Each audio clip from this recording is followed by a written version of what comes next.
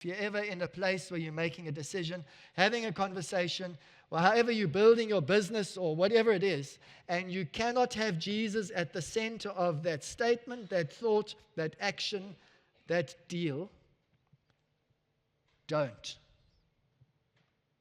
Because Jesus is the focus of everything in how life works. That's what he's saying. The whole of the Bible is there to focus and zoom in on Jesus. My central part of my calling, besides the preaching, has been teaching.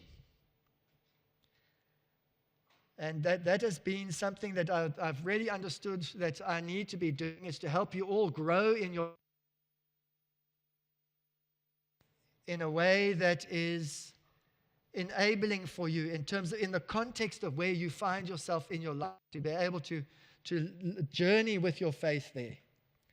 And so we ask 5 W's, in a sense, when you go through a teaching time with me. Who wrote it? When did they write it? What was it written for? Why? All of those things. Who, what, when, where, why. And now the last one, what does this mean for me in my situation? So let's understand where it comes from and why it was written in that space before we simply pull it into our time.